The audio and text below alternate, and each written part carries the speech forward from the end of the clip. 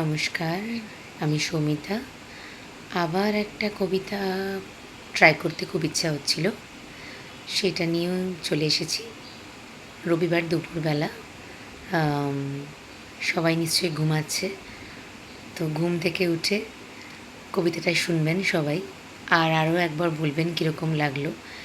আগের কবিতাটা আপলোড করার পর আমার কাছের বন্ধুবান্ধব এবং যারা প্রিয় আমার শিক্ষক শিক্ষিকা আছেন, সবাই লিখেছেন।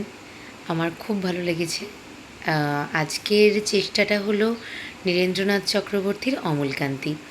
কবিতাটা নিশ্চয়ই সবারই খুব চেনা, অনেকে নিজের জীবনের সাথেও রিলেট করতে পারবে হয়তো। একবার চেষ্টা করা যাক। অমলকান্তি আমার বন্ধু। স্কুলে আমরা একসঙ্গে পড়তাম। রোজ ক্লাসে দেরি করে আসতো, পড়া পারতো না।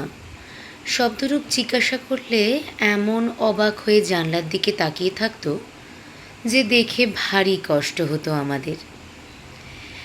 আমরা কেউ মাস্টার হতে চেয়েছিলাম, কেউ ডাক্তার, কেউ উকিল।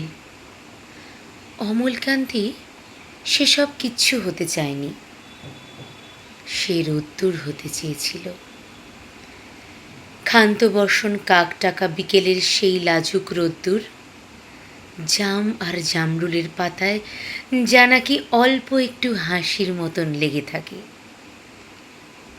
আমরা কেউ মাস্টার হয়েছি, কেউ ডাক্তার, কেউ উকিল।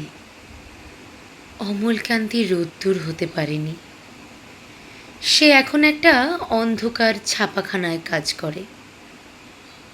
মাঝে মাঝে আমার সঙ্গে দেখা করতে আসে, চা খায়, এটা ওটা গল্প করে, তারপর বলে, উঠি তাহলে। আমি ওকে দরজা পর্যন্ত এগিয়ে দিয়ে আসি।